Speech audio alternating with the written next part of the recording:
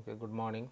So, in the previous class we talked about the Marquis portfolio theory, which is the basic foundation stone of the concept of the portfolio management process.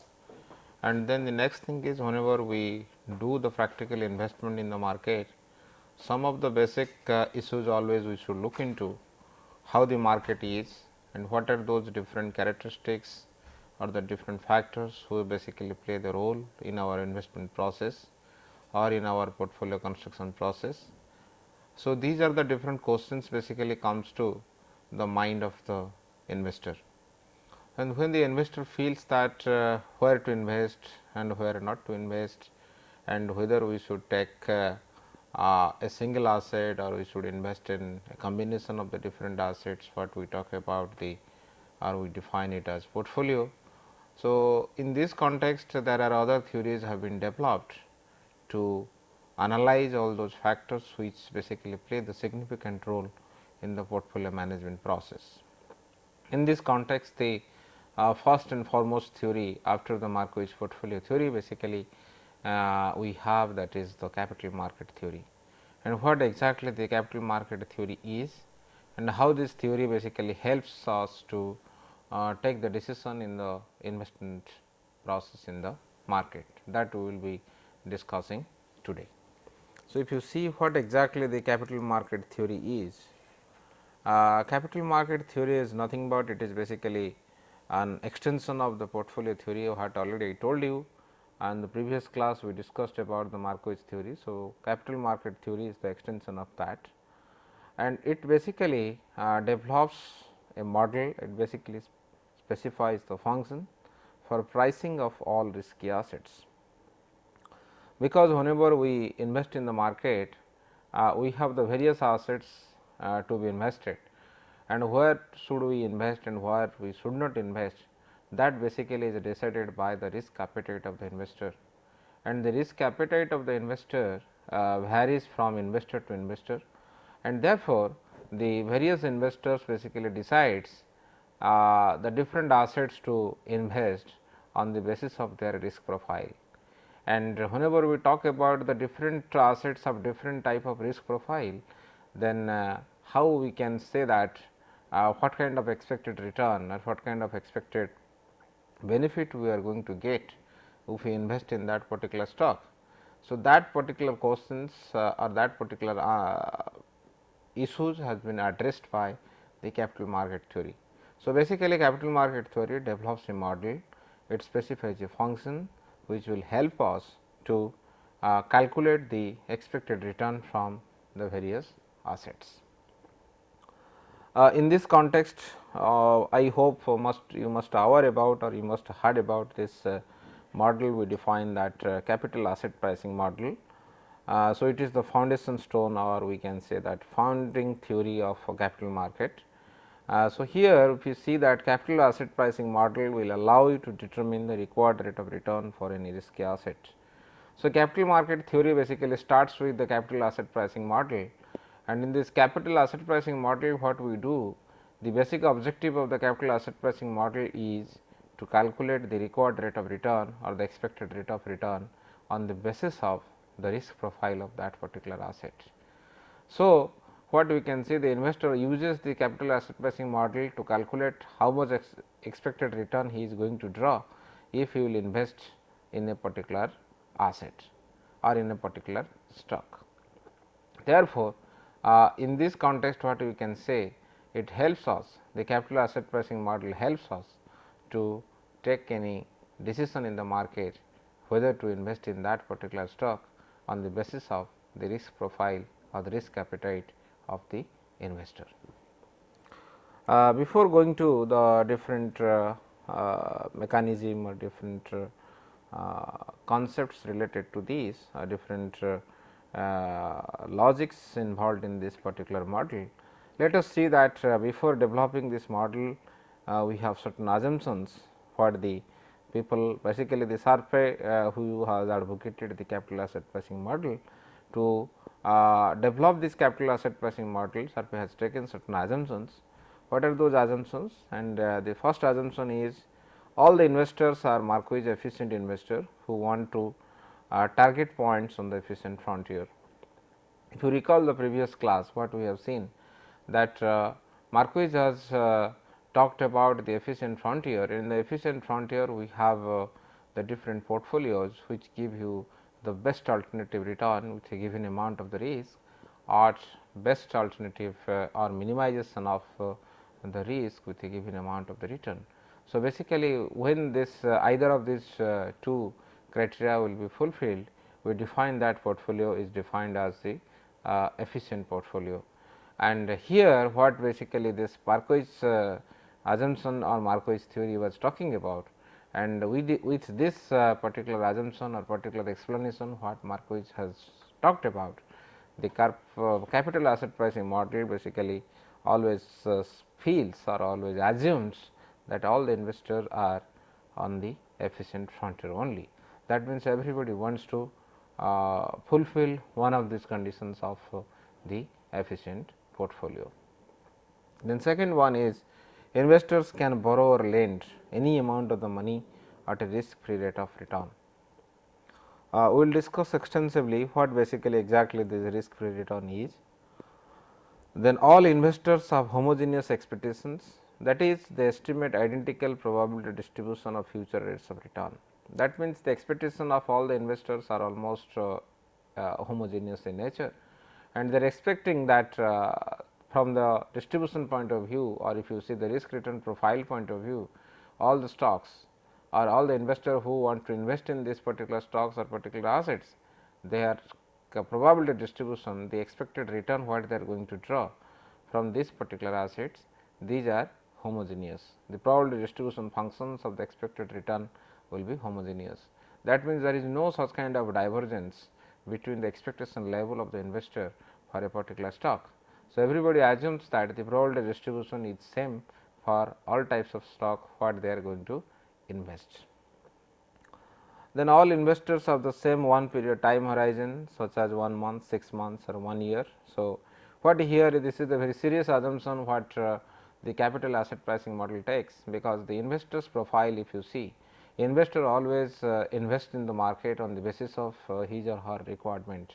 So, if you assume that all the investors time horizon or the requirement of the return of a particular time period is same for all the people, then it is very difficult, or we can say it is one of the serious assumption what the capital asset pricing model takes, because on the basis of the requirement the investors time horizon for investment changes. Somebody wanted, so maybe some investor wants the money after 6 months, maybe some investor wants after 1 year, and some investor wants the realization of the money after 5 years, depending upon their requirements, depending upon their position, financial position in the market. But here what the capital asset pricing model assumes, it assumes that all the investors time horizon is almost equal. So, therefore, we can say that this is one of the very major assumptions, but it is a very serious flaw in this particular theory.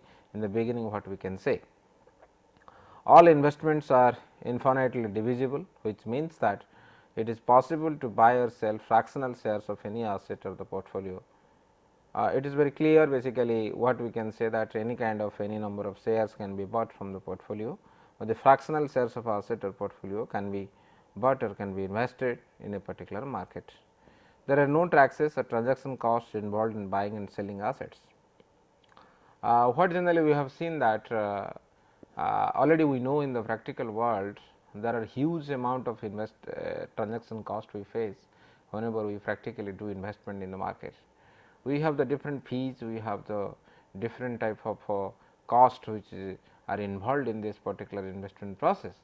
But here what the capital asset pricing model assumes, there is no such kind of cost, or there is no such transaction cost which are involved in this investment process. So, therefore, what we can say, the investor only feels that how much risk he is going to face. So, there is no such kind of transaction cost or quotation cost involved in this case. So, which is basically a theoretical concept in nature, it is very difficult to, or it is not possible to raise the money, or it is not possible to invest in a particular asset, or it is not possible to buy or sell a particular asset without any kind of adjustment cost. But this is the assumption from the beginning the capital asset pricing model takes.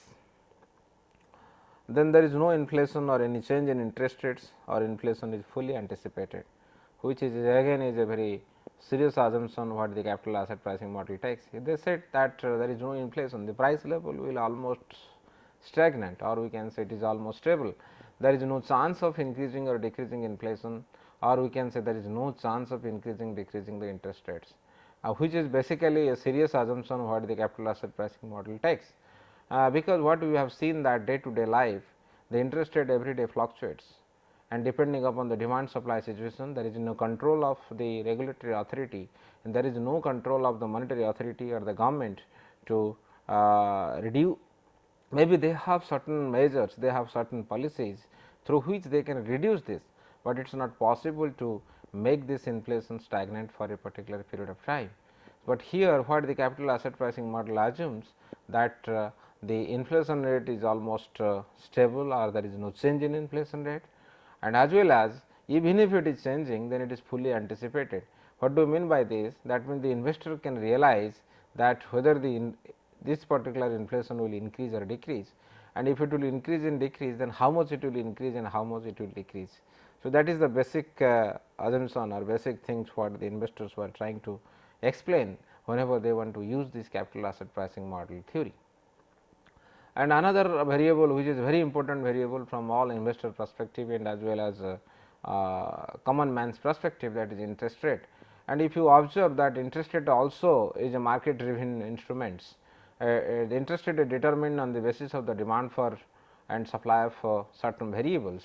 But here what we have seen that the capital asset pricing model again assumes that interest rate is also not going to be changed, and again that is why what we can say that in our strategy or in our investment process, what we have observed from the basic theoretical background, that always we assume that the interest rates cannot be stable, and the most dangerous or most we can say that unpredictable way of predicting this unpredictable way of making the strategy for investment in the market is to predict the interest rate, because interest rate cannot be predicted fully.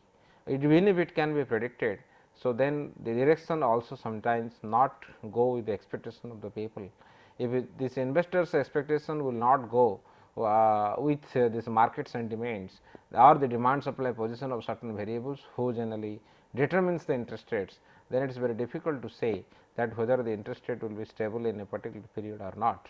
So, that is also a very important assumption, but is a very serious assumption what the Sarpe and other people have taken whenever they derived this capital asset pricing model theory.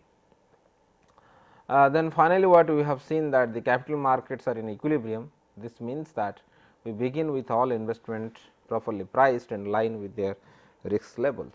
Again you see that it is very difficult to say that always the capital market is in equilibrium and always all the assets are being priced fairly, because of maybe there are certain peripheral variables which play the significant role, but those variables have not been taken care by the people who has advocated the capital asset pricing model.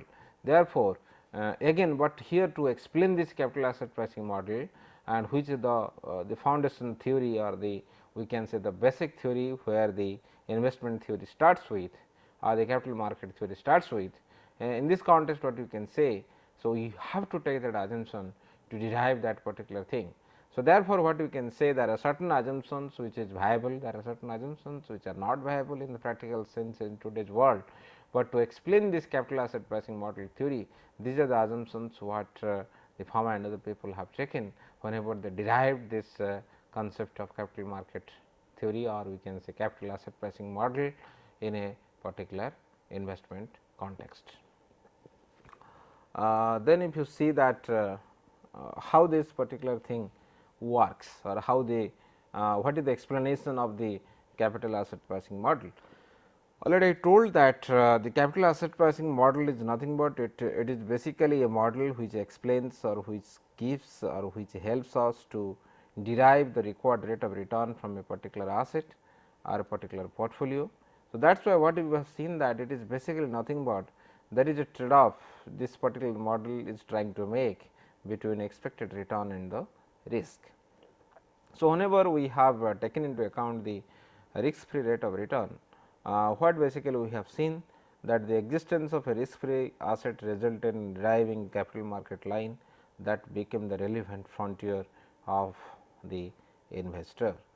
So, what we have seen here that what we are trying to say that in the previous case you must have observed that we have risk and return, and whenever in our portfolio we are taking a risk free asset, basically here the return and risk involved involved in the various assets what we are trying to take to make our portfolio. But here if you observe that once we take that there is a risk free rate of return involved in this, then obviously without any risk we are getting some return, which is the basic characteristics of the risk free rate of return. So, that is why what generally we say that whenever we saw this trade off between the risk and expected return, the expected return and risk, it basically gives you a line like this, which we can say the capital market line, and which is the basically the frontier of that particular investor in that period. So, what we can see here that once we have seen that there is a risk free return in your portfolio and there are other risky assets in the portfolio. So, in this context your line basically looks like this.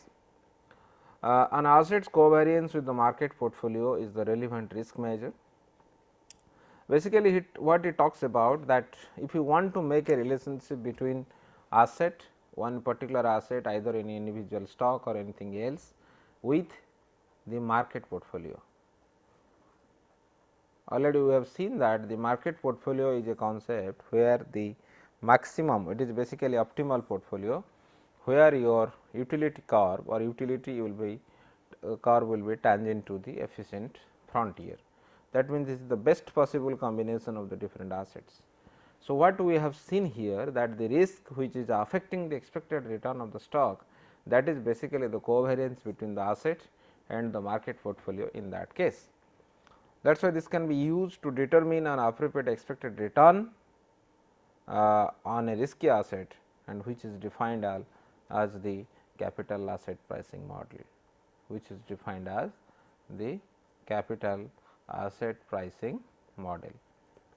Capital asset pricing model basically tries to answer the question like what should be the expected return of a particular stock or particular risky asset by assuming the portfolio consists of another risk free asset, the portfolio has risk free asset and the portfolio is a combination of risk free asset with other risky assets. So, CAPM already I told you that it indicates what should be the expected or required rate of return on the risky asset. This also helps us to value an asset by providing an appropriate discount rate to use the dividend valuation models, which will help in further, or we must be talking, we have already talked about anything in the equity valuation models. You can compare the estimated rates of return to the required rate of return to know which particular asset is overvalued or undervalued, that we will see in the further slide in the detailed manner. Then we are coming back to certain things, what basically the risk free asset is.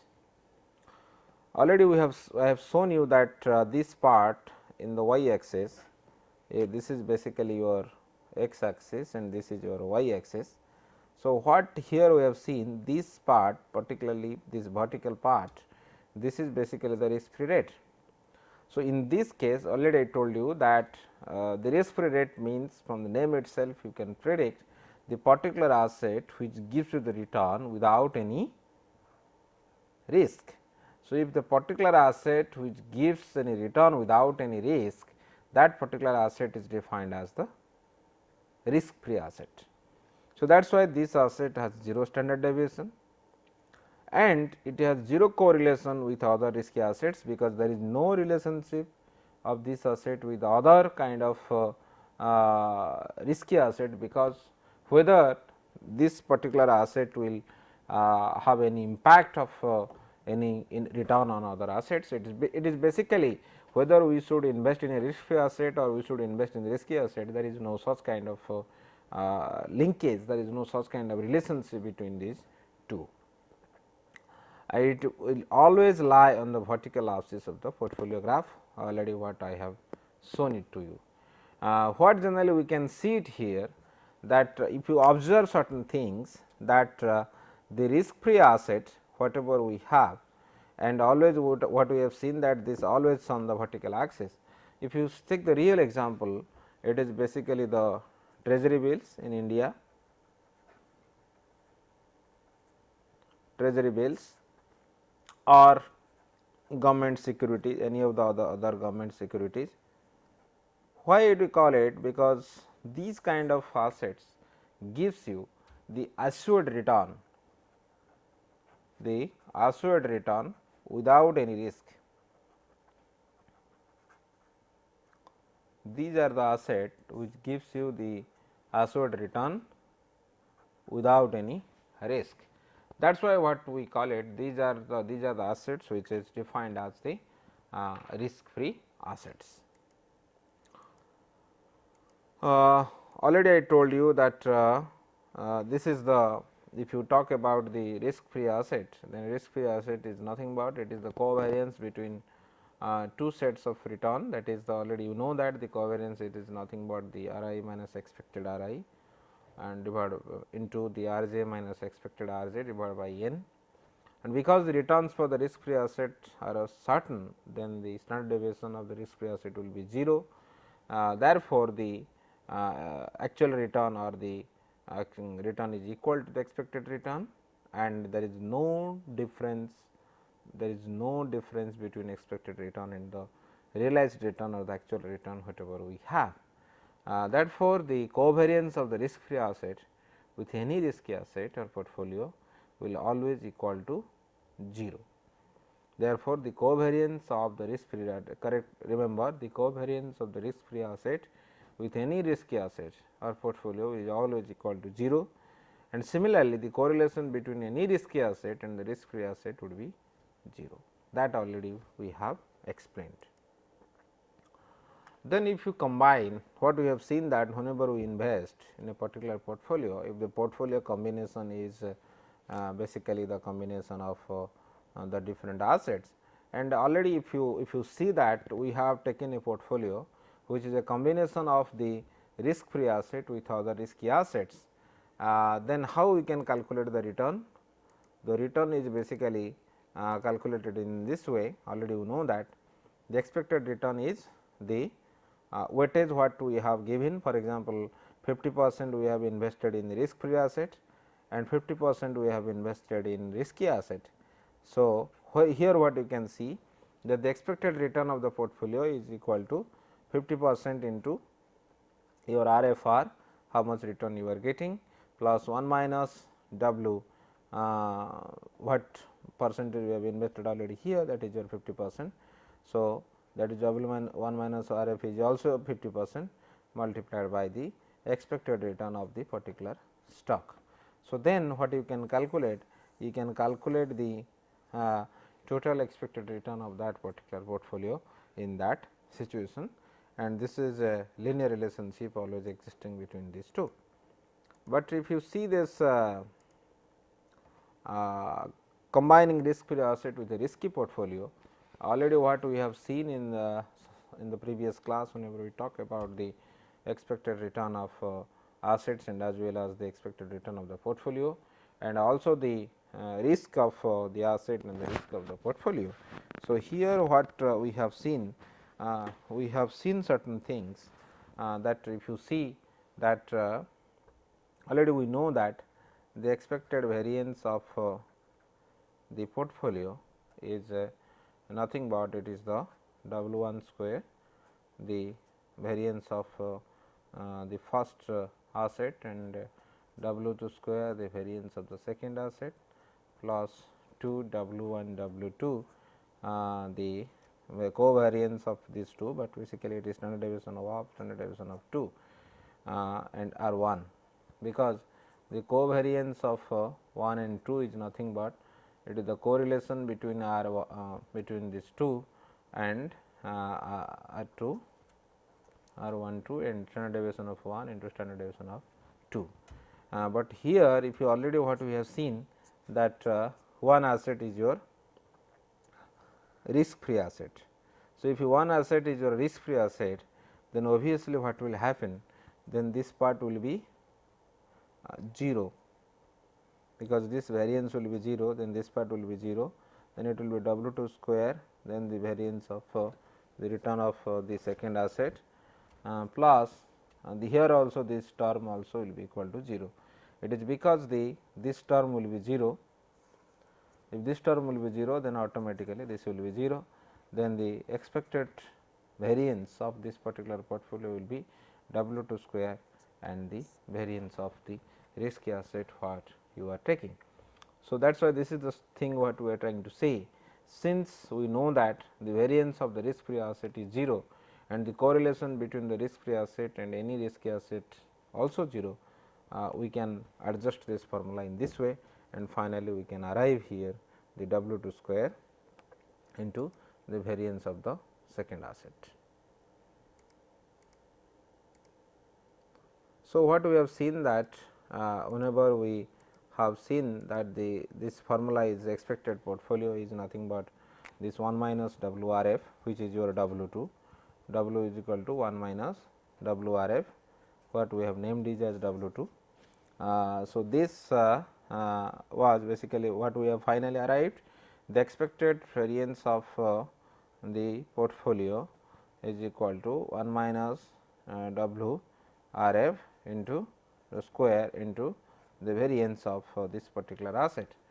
Then obviously, the standard deviation will be the SD will be the square root of this WRF square into variance of this particular asset.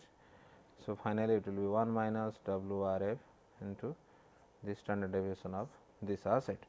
Therefore, the standard deviation of a portfolio that combines the risk free asset with risky asset is the linear combination or the linear proportion of the standard deviation of the risky asset portfolio. Therefore, the standard deviation of a portfolio that combines the risk free asset with risky assets is the linear proportion of the standard deviation of the risky asset portfolio. Therefore, if you combine this risky asset with another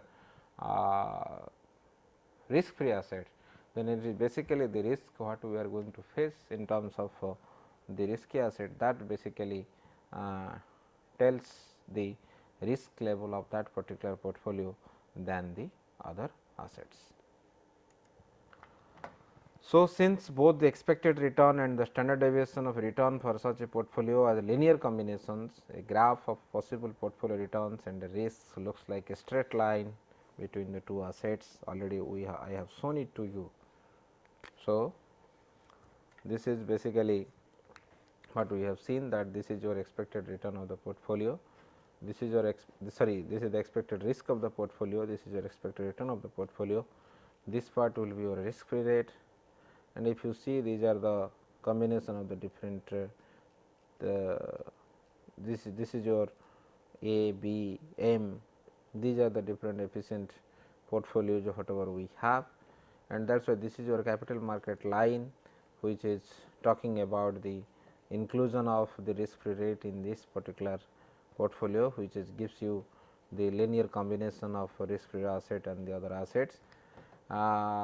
Then what we have seen that if you have the different portfolio, this portfolio gives you the best or the optimum portfolio. It is because that this particular capital market line or this line, basically it is derived from this line, it is efficient portfolio, from here it derived this line, and if you observe here, this is here, and instead of this we have risk free asset with other assets.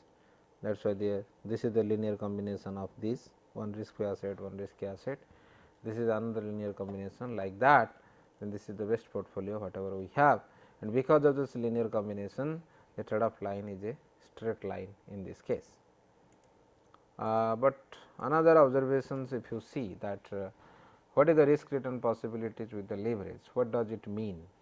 It basically to attain a higher expected return than is available at point M, in exchange for accepting higher risk. Because in the previous slide what we have seen that the M is basically which is defined as the optimal portfolio or optimum portfolio or the market portfolio, and here what we have seen that this particular M, if you want to get higher return than that, then what you have to do, either you invest along the efficient frontier beyond point M such as point D. In the previous slides whatever we have seen, and this is your point D, either you invest here or you can if you observe here we have this is your capital market line and this is your efficient frontier and this is your D what we have seen and this is your B and this is your A.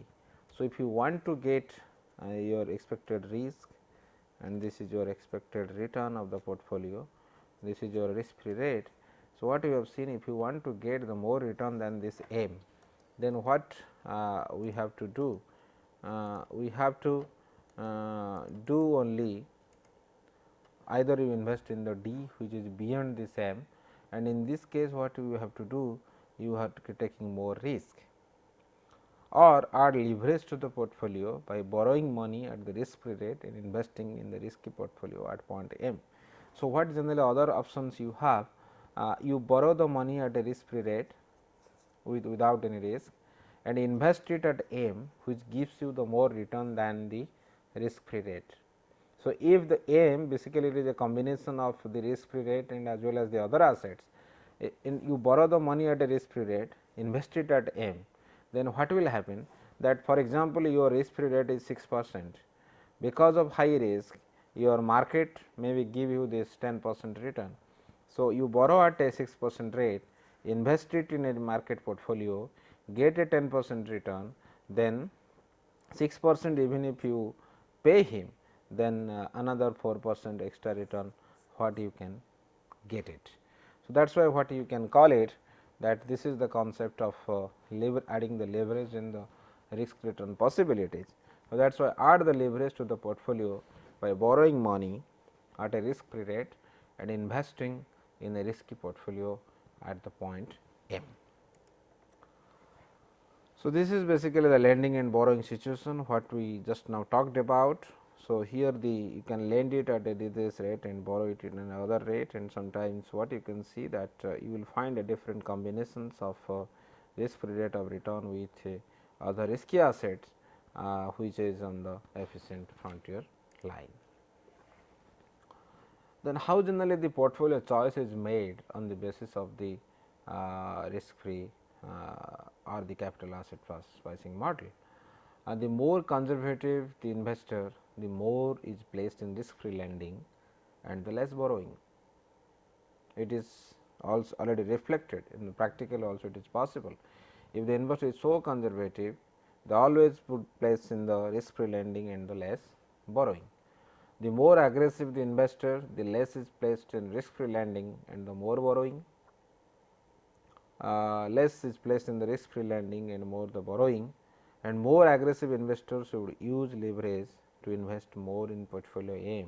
Just now what we talked about here, they always get the money, lend the money at a risk free rate and try to invest in the M, which is the market portfolio or the optimal portfolio, which gives you the best maximum alternative return than the other portfolios whatever we have. That is why all the aggressive investor who always wants to beat the market at any moment, they always try to extract that benefit, because they borrow the money at a risk free rate and invest in a market portfolio, and they get higher return than the risk free rate, and finally, they always try to enhance or try to maximize their return in that particular situation.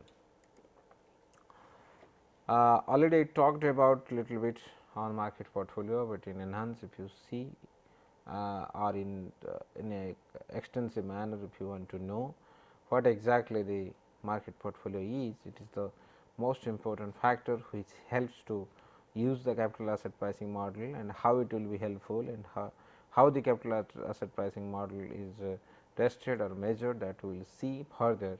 But here if you observe minutely what exactly the market portfolio is, that here the all investors hold the same optimal portfolio of the risky assets, and the optimal portfolio is the highest point of the tangency between the capital market line and the efficient frontier, and the portfolio of all risky assets is the optimal risk portfolio, which is defined as the market portfolio.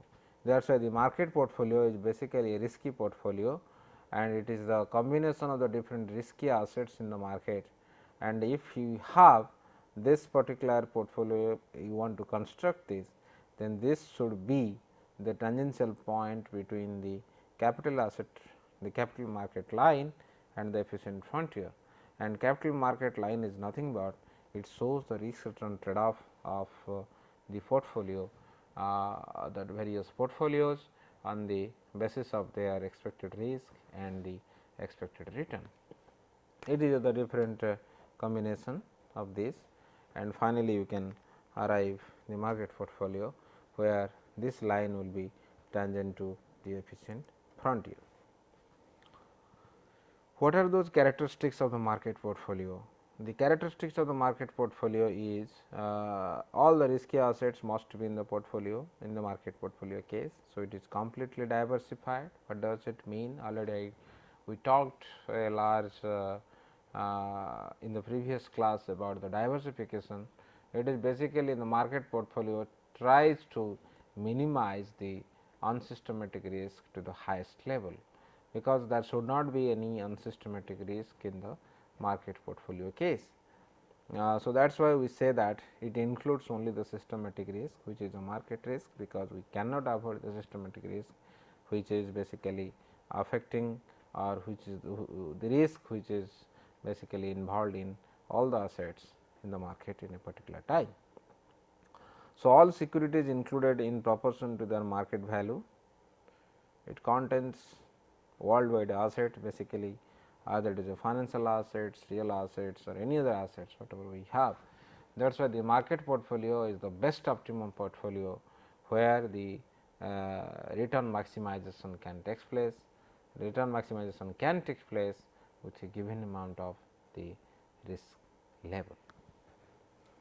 Then if you see exactly how the capital market line look like, already told you the capital market line is nothing but it shows the relationship between or the trade-off between the expected return and risk of the different portfolios, which are basically the efficient portfolios.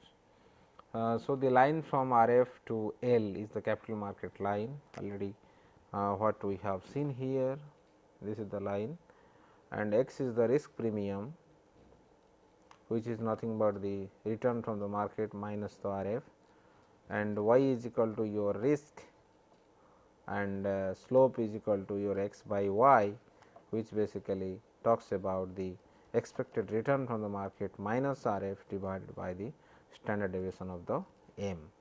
Then y intercept is the RF. This is basically the RF, already what we have seen. Then if you see that if you want to convert in the equational form, then how this equation will look like for a capital market line. The slope of the CML or capital market line is the market price of the risk for efficient portfolios or the equilibrium price of risk in the market. The slope of, remember, the slope of the capital market line is the market price of the risk of the efficient portfolios, or it is the equilibrium price of risk in the market. So, the relationship between the risk and expected return of the portfolio, what basically already you can observe here, this is basically your expected return from the portfolio is basically nothing but the RF plus already we have seen that expected RM minus RF divided by the standard deviation m into the standard deviation of the p, or we can say this is the RF into RF plus beta into RM minus RF. This is basically nothing but the systematic risk. Systematic risk in the market. Then there is the different theorems has been derived in this capital market line case. What are those theorems are basically we what we call it the separation theorem, the capital market line and the separation theorem. It talks about so many important implications. It gives lot of important insights to the investor. It basically the CML leads all investors to invest in the market portfolio. The individual investors should differ in position on the CML depending upon their risk preferences or risk appetite, and how an investor gets into a point on the CML is based on his financing decisions on the basis of their risk level. A risk averse investor will lend part of the portfolio at the risk free rate and invest the remainder in the market portfolio. Investors preferring more risk might borrow funds at the risk free rate and invest everything in the market portfolio, that already we have seen. The decision of both investors is to invest in portfolio M along the CML, because this is the best optimal portfolio whatever we have, which is the tangential point between the efficient frontier and the capital market line. The decision to borrow or to lend, basically to obtain a point on the CML, is a separate decision based on the risk preferences. So, CML and the separation theorem basically gives importance to risk appetite of the investor or the risk profile of the investor, how the investor is preferring, how the investor is deciding to the different assets on the capital asset pricing model or the capital market line case. Therefore, the Tobin, basically the famous economist, refers to the separation of the investment decision from the financing decision, which is defined as the separation theorem, because the financing decision of the investor basically gives the risk level, how the investor wants to finance this investment, however the investor wants to invest the money, that basically measures the risk level of the particular investor depending upon the risk appetite, because the financing decision again depends upon the risk appetite of the investor. So, if the risk appetite of the investors are more, so accordingly they decide where to invest, where not to invest. That is why we call it the separation theorem. Then another concept which largely used in the portfolio literature, that is the security market line. Here if you observe one thing, that I have derived this model in this case. Here what we have seen in the capital market line case, the capital market line basically talks about the risk return trade off of the portfolio, efficient portfolios, but the security market line basically talks about the risk return trade off of the individual assets. It is basically the individual assets, and where to invest in these particular, these are the combination of the individual asset. This is your risk free rate, this is your SML. So, here how this SML is derived in this case, that the relevant risk measure for an individual risky asset is its covariance with the market portfolio, that already we know that how much risk is involved for a particular asset, that basically is measured by the covariance between the market portfolio and the individual risk. The return from the market portfolio should be consistent with its own risk, which is the covariance of the market with itself, that is already we know. So, that is why already what we have seen, that this is your SML, this is basically the risk level, this is your expected return from the individual assets. So, it talks about the SML.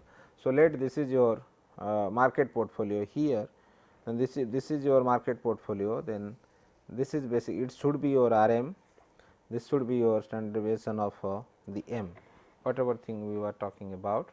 So, this basically talks about the SML line, and how this SML line is derived. Here if you observe, the SML line is derived, already I told you the expected return is basically your risk free rate RF plus, already we have seen RM minus RF divided by the variance of M, the covariance IM. Okay. So, this is basically RF plus covariance IM. If you rearrange it, standard deviation variance of M into RM minus RF. So, this covariance I m standard deviation m, this basically nothing but the beta. So, therefore, it is equal to R f plus beta into R m minus R f. R m is equal to the market return, R f is equal to the risk free rate of return, beta is equal to your systematic risk, and R f is equal to, already we explained, that is the risk free rate of return.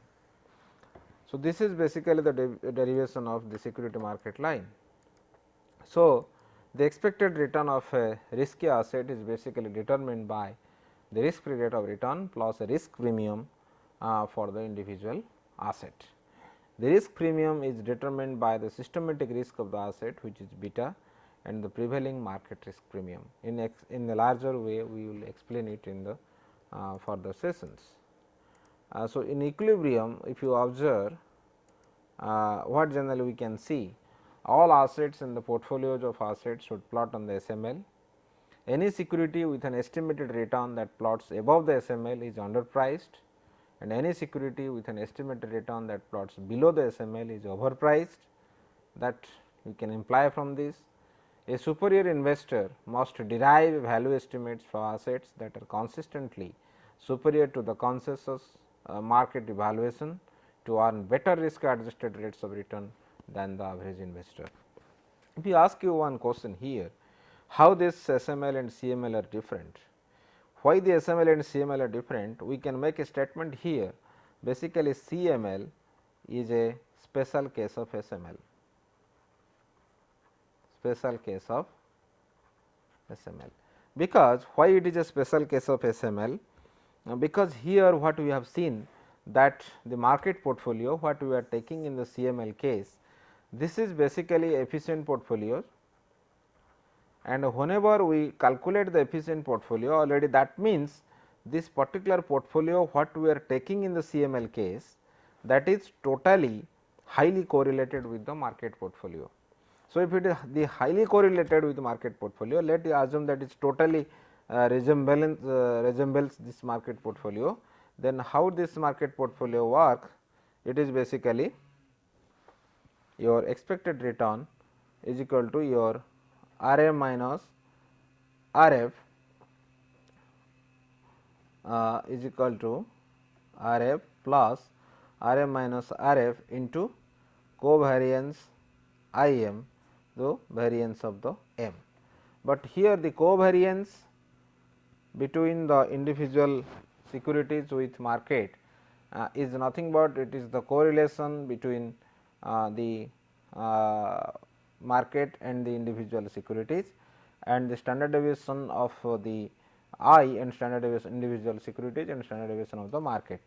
But here if you observe, in case of the CML, if you assume that the correlation between the market and the individual security is almost close to 1, then what we can say, in this case what will happen, the it will be expected return will be equal to R f plus it is standard deviation I into standard deviation m divided by the variance of the m, because the this term will be equal to 1, then it into R m minus R f. But again what we have seen, this is again we can cancel it, then expected return is equal to R f plus standard deviation of I divided by the standard deviation m into R m minus R f in the case of CML. But in the case of the SML, basically this is the in the generalization of this particular equation. So, therefore, sometimes we call the capital asset pricing model, or we can the capital market line is a special case of the security market line. So, a superior investor must derive value estimates for asset that are consistently superior to the consensus market evaluation to earn better risk adjusted rates of return than the average investor. So, compare the required rate of return to the expected rate of return for a specific risky asset using the SML over a specific environment horizon to determine if it is an appropriate investment or not.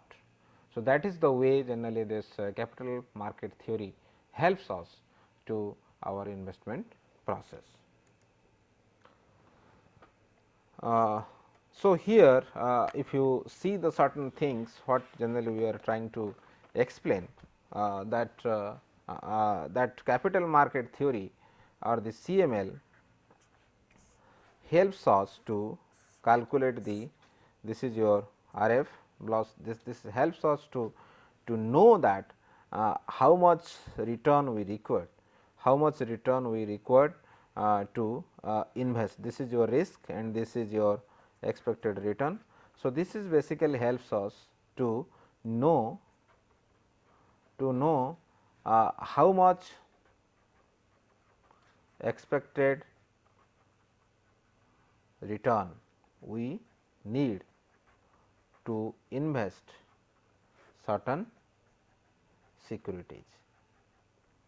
So, what we have seen from the beginning, there are certain limitations of these assumptions whatever we have. Even if there are certain limitations whatever we have, still the capital asset pricing model holds, or capital asset pricing model talks about certain issues related to the investment, or it is very much required to use to calculate the expected return or required rate of return. How much required rate of return should this particular asset give, or how much return this particular asset can give to the investor, or how much expectation we should have on that particular investment to maximize the return. But the another question here is that there are certain variables which used in the capital asset pricing model to derive this expected return, and those variables whatever we use in the capital asset pricing model are determined by certain external factors. And if you talk about the certain external factors, it basically helps us, or it basically gives you the more dynamism, the more dynamic concept of the use of capital asset pricing model to derive the expected return for an particular risky asset. Therefore, what we can say, we should know more about the inputs or about the requirements of this particular use of the capital asset pricing model, and if you assume or if you relax certain assumptions whatever the capital asset pricing model takes, then what is going to happen in this model. That is basically the more enhanced objective of the investor to know that, because once we calculate the expected return of the particular asset, it basically talks about the cost of this particular asset, because we are taking certain risk, and once we certain risk, it is basically the opportunity cost what we talk about, the second best alternative whatever we have, we are foregoing that cost and we are investing in this particular asset. So, therefore, there are certain cost we are incurring for this, and there are this cost what we are incurring, the expected return from that particular asset should be more than that. That is the basic intuition, the basic assumption always investor takes. So, therefore, what is the basic objective of the investor is now, the basic objective of the investor is to know the factors which affect this equity return, or the factors which affect or which helps to formulate the capital asset pricing model, and how those factors can be determined. So, that we will see in the next class. Thank you.